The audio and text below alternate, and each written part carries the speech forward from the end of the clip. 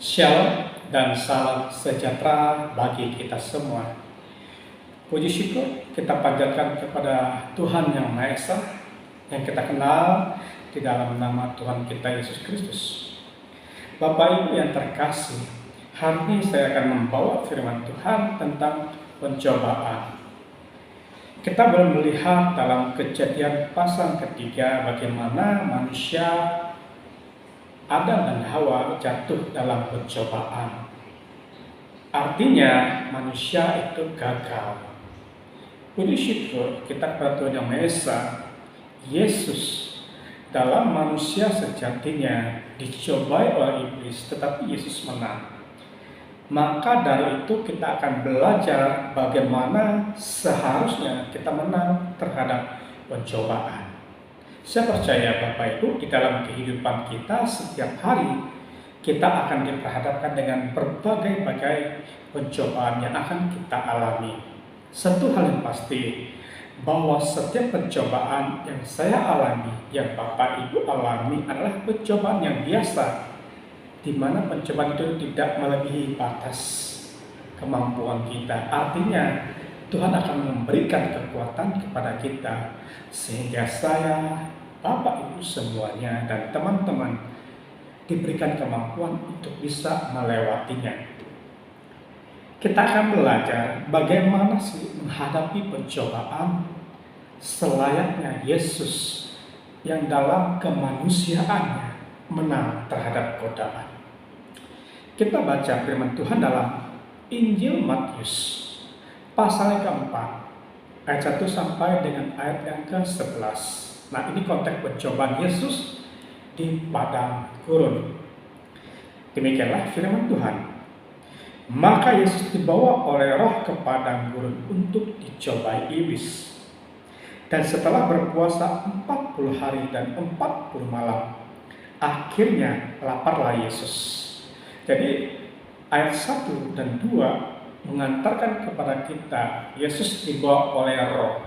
Di sini rohnya menggunakan huruf kapital. Artinya bukan roh sembarangan roh, tapi roh Allah itu sendiri. Nah, penting dalam kehidupan kita hidup dipimpin oleh roh Allah. Kalau kita tidak dipimpin oleh roh Allah, maka kita dipimpin oleh roh dunia ini. Maka dari itu penting kehidupan kita disertai, dipimpin, diarahkan oleh Roh Kudus.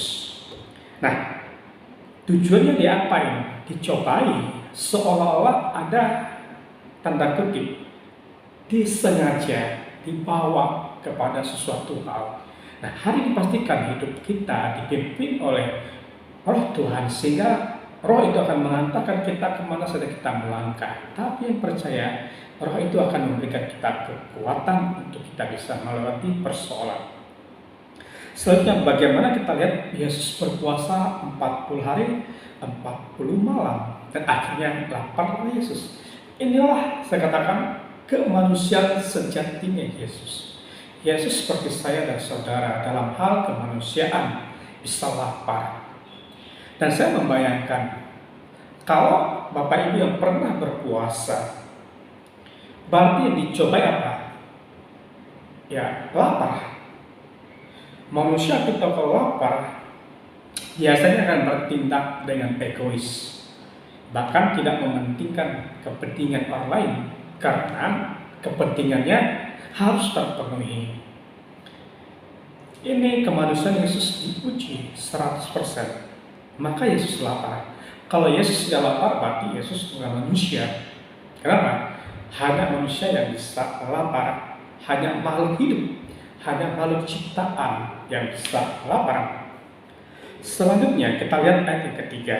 Lalu datanglah si pencoba itu dan berkata kepadanya, jika engkau anak Allah, perintahkanlah supaya batu ini menjadi roti.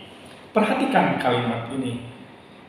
Iblis berkata kepada Yesus, jika engkau anak Allah, perintahkanlah batu ini menjadi roti. Sekilas kita melihat ini hal yang sangat sepele. Sekilas kita melihat ini hal yang sangat mendasar. Memang manusia itu hidup dari roti. Kalau kita di Indonesia, kita harus makan. Dan itu hal yang normal. Nah, tetap kita melihat bagaimana Yesus memberikan perlawanan, bukan dengan mengusirnya, bukan dengan tindakan seperti seorang yang mengusir orang lain, tetapi bagaimana perlakuan Yesus terhadap iblis. Ini yang harus kita perhatikan dengan baik. Yesus tidak menuruti perintah iblis. Nah, dalam kehidupan kita, dalam apa yang kita miliki, kita belajar bukan mendengar perintah selain daripada Allah. Ingat, satu hal pasti, tunduklah kepada Allah, maka iblis akan mundur daripadamu. Nah, kita lihat bagaimana Yesus menjawab pertanyaan iblis ini. Nah, ayat yang keempat, tetapi Yesus menjawab, ada tertulis, manusia hidup bukan dari roti saja, tetapi dari setiap firman yang keluar dari mulut Allah. Saudara-saudaraku yang terkasih, inilah landasan bagaimana seharusnya kita menghadapi pencobaan yang kita alami dalam kehidupan kita. Yesus tidak mengusir setan. Yesus tidak mengusir setan dalam konteks ini. Nah, inilah yang harus kita pahami. Tetapi Yesus menegaskan bahwa kehidupan manusia selain dari roti, selain daripada makanan, ternyata firman Allah adalah kebutuhan yang mendasar dalam kehidupan kita. Maka penting bagi kita untuk membaca firman Tuhan. Kalau Bapak Ibu tidak membaca firman Tuhan, bagaimana Bapak Ibu dan saya mengerti hatinya Tuhan? Ketika saya dan Bapak Ibu mengerti hatinya Tuhan, maka kita bertindak juga jauh lebih hati-hati. Bukan karena kehendakku, bukan karena keinginanku aku bertindak, tetapi karena Tuhan yang di dalam aku, maka aku bertindak. Dengan hal demikian, kita bisa mampu mengatasi godaan yang datang pada saat itu. Iblis dengan berbagai cara, tetapi ingat, selama kita tunduk kepada Allah, maka kekuatan Allah ada di dalam kehidupan kita. Nah, firman Allah itu harus menjadi fondasi dalam kehidupan kita. Fondasi artinya sesuatu yang sangat-sangat utama. Ketika firman Allah menjadi fondasi dasar dalam kehidupan kita, maka selayaknya kehidupan kita, walaupun dalam pencobaan, tetapi kita diberikan kekuatan untuk bisa melewati setiap godaan-godaan yang kita alami. Nah, disinilah Yesus menggunakan firman Allah sebagai contoh teladan bagaimana sih kita hidup. Bagaimana sih Bapak Ibu dan saudara-saudari yang terkasih dalam Tuhan mulai menjalankan kehidupan. Ingat, godaan itu selalu ada, tetapi pilihan yang tepat, pilihan yang benar, itulah yang paling penting. Jadikan firman Tuhan fondasi di dalam keluarga, di dalam pekerjaan, di dalam pendidikan, di dalam apa saja yang kita lakukan. Ketika sudah firman Tuhan menjadi dasar tempat kita berpijak, maka kita akan berdiri kokoh karena ada firman Tuhan. Ingat, satu iota titik yang paling kecil sekalipun, firman-Nya tidak akan berlalu sampai bumi ini lenyap. Artinya firman Tuhan itu kekal, ya dan amin. Ingin melukis, pakailah firman Tuhan. Selanjutnya, kita melihat bagaimana iblis tidak serta-merta mundur. Pencobaan pertama Yesus menang, dan kita lihat masuk di pencobaan yang kedua. Kita baca di ayat yang kelima. Kemudian iblis membawanya ke kota suci dan menempatkan dia di hubungan bait Allah.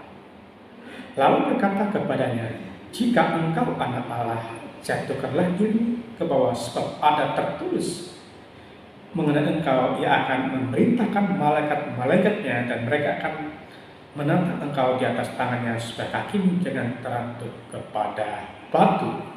Kita lihat jawaban Yesus. Yesus berkata kepadanya, Ada pula tertulis, janganlah engkau mencobai Tuhan Allahmu. Puji nama Tuhan. Ada hal yang menarik di sini, saudara-saudara yang terkasih, bahwa pencobaan yang kedua ini berkaitan dengan bagaimana seseorang diuji di posisi tertentu di dalam kehidupannya. Firman Tuhan diputar balik oleh iblis.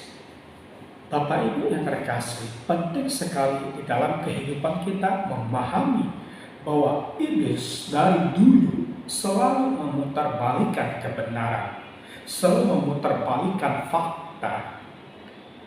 Tetap kita melihat bagaimana seharusnya melawan iblis. Yesus itu dengan tegas mengatakan, jangan engkau mencobai Tuhan Allahmu. Yang pertama Yesus menjawab iblis menggunakan bahwa manusia tidak hidup dari roti, tetapi melainkan firman yang keluar dari mulut Allah. Ini manusia Yesus diuji. Tetapi kita lihat yang diuji tentang kuasa. Saya percaya di dalam kehidupan kita diberikan kuasa Bapak Ibu. Misalnya kita diberikan mandat, kita diberikan posisi jabatan, mungkin di dalam perkantoran, di dalam perusahaan, di dalam instansi pemerintah. Nah, jabatan itu atau kekuasaan itu bisa kita gunakan dengan baik, atau justru sebaliknya, kekuasaan jabatan kita bisa kita gunakan untuk melakukan hal-hal kejahatan. Ya mungkin orang lain tidak sadari, ya mungkin orang lain tidak tahu, tapi ingat Allah melihat semuanya itu. Nah, kita kembali ke firman Tuhan bahwa di sini Yesus dengan tegas ketika Yesus berdiri berhadapan dengan iblis, kalimat adalah jangan engkau mencobai Allah. Artinya di sini Yesus memposisikan diri seperti Tuhan, seperti seorang yang punya kuasa yang lebih tinggi. Karena apa?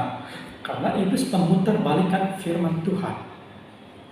Dalam kehidupan kita bertemu dengan banyak orang. Kita akan bertemu dengan berbagai karakter seseorang. Nah, bagaimana sikap kita? Bagaimana seharusnya kita hidup?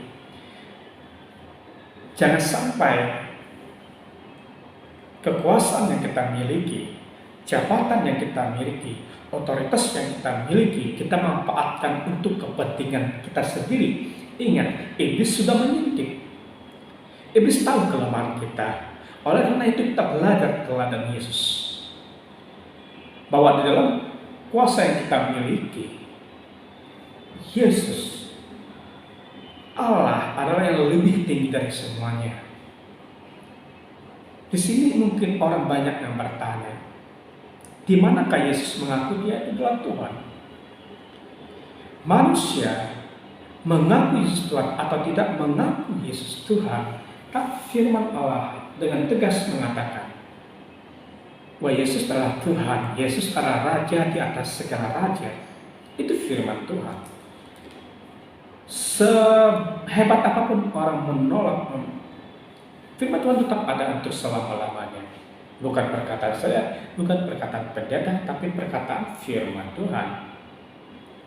Telah lahir bagimu Sang Juru Selamat. Artinya apa?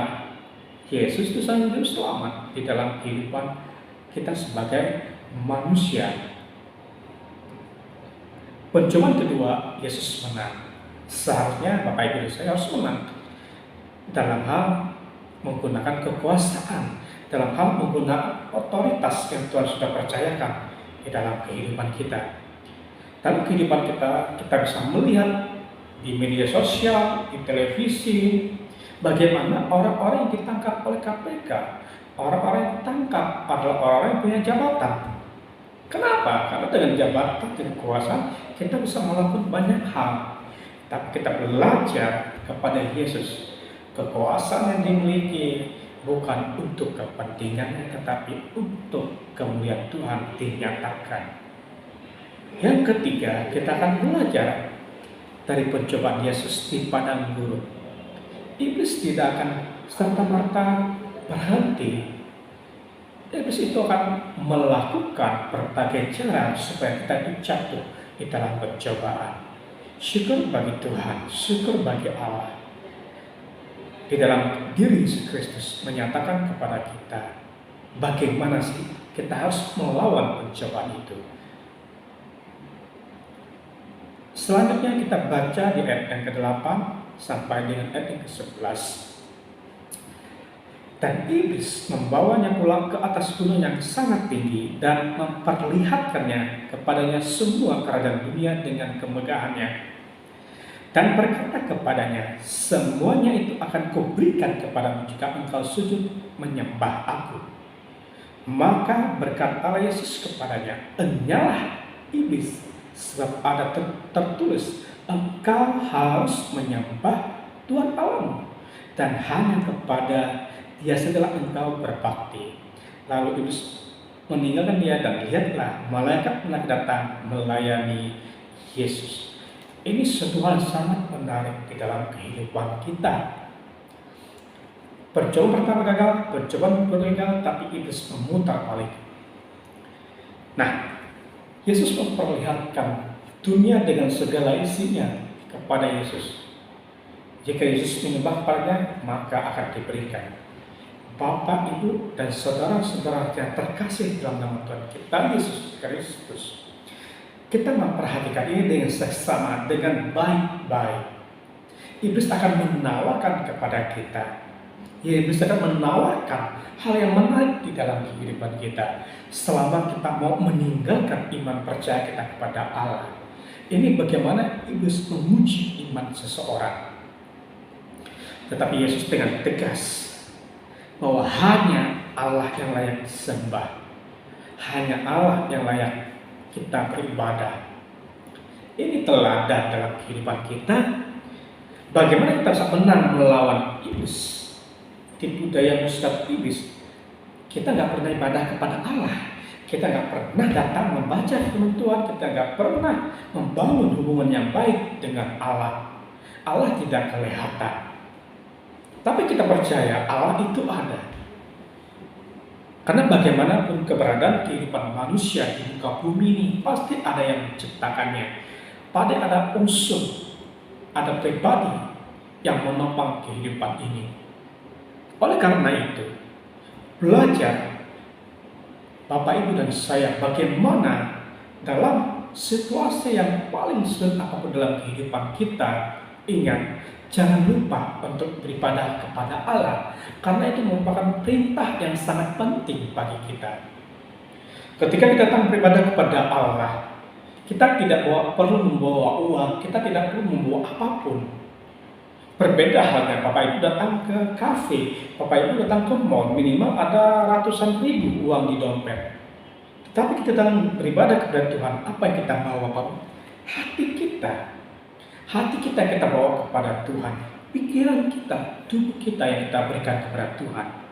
Ketika tubuh kita, hidup kita diberikan kepada Tuhan, maka Tuhan yang akan berdaulat atas kehidupan kita. Pencobaan boleh datang, pencobaan boleh ada dalam kehidupan kita, masalah ada dalam kehidupan kita, tetapi Tuhanlah yang menopang kehidupan kita. Sehingga apapun yang Bapak Ibu alami di dalam kehidupan Bapak Ibu, maka ada kekuatan yang baru, ada spirit yang baru. Karena roh Tuhan, roh yang tidak terbatas, ada dalam hati kita saat kita percaya di dalam nama Tuhan kita Yesus Kristus. Demikianlah sahabatku, sahabat-sahabatku dimanapun Anda berada saat hari ini, percayalah hidupmu kepada Tuhan, maka Tuhan akan bertindak. Apapun godaan, apapun cobaan yang Bapak Ibu alami hari ini, ingat firman Tuhan dalam Roma 8 ayat yang ke-28 bahwa setiap pencobaan yang Bapak Ibu alami adalah pencobaan yang biasa, di mana digarisbawahi tidak melebihi batas kemampuan kita. Artinya Tuhan ada memberikan batas-batas pencobaan yang dimana batasnya itu di bawah kemampuan kita, pencobaan di bawah kemampuan kita di atas. Kenapa?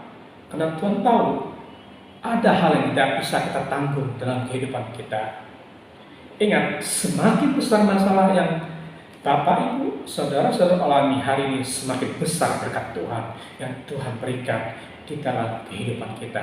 Puji nama Tuhan, kiranya firman Tuhan ini boleh tertanam, boleh jatuh di hati kita, yaitu hati kita yang benar di hadapan Tuhan. Ketika firman Tuhan jatuh dalam sumur, maka firman Tuhan akan bertumbuh, berbuah, maka buahnya akan tetap.